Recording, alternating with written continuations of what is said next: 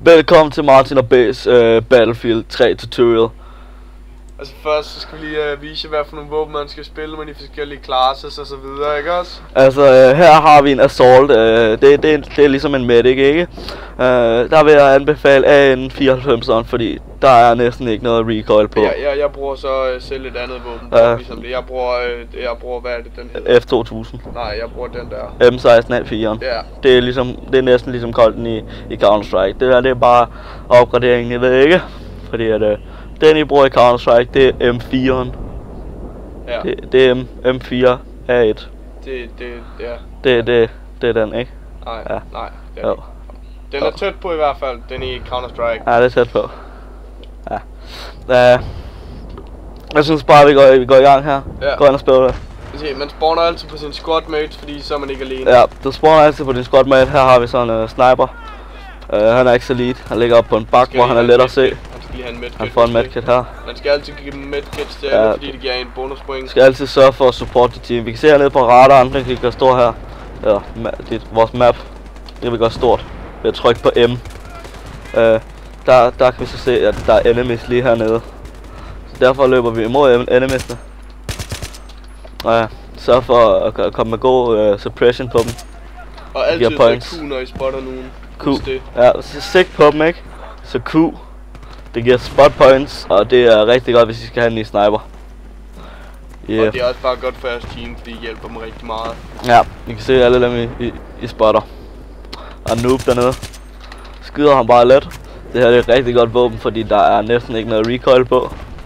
Gør det rigtig let at skyde folk. Sådan der. Vi kan se at vores venner, de er døde hernede. Hvis vi skal skynde os, prøve at se om vi ikke kan få dem reddet. Kan vi ikke, når vi bliver skudt af en tank. Sådan er det. Det er lort. Så sørger vi selvfølgelig for at spawn på en af vores squadmates igen. Vi har en squadmate i en tank her. Her kan vi altid lige spawn på, så starter man i hvert fald i sikkerhed. Det skulle ikke altid du dør i en tank. Det er faktisk også meget godt, hvis I står et sted, der holder en tank, og I kamp imod nogen, og det er dø, så op ind i tanken og skyd. Bestemt.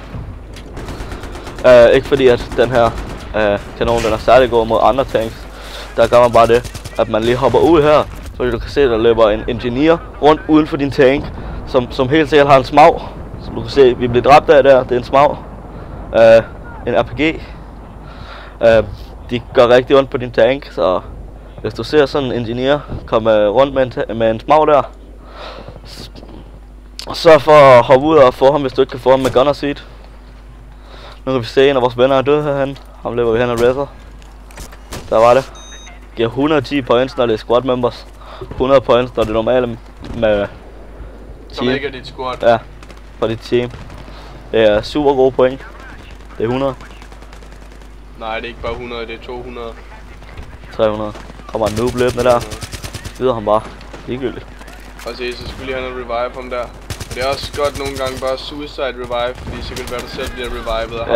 Ja, det er det vi gør der. Men jeg tror ikke vi skal gå efter et revive her, fordi der var rigtig mange enemies rundt omkring os. Så det skal man ikke gå efter. Det er lort.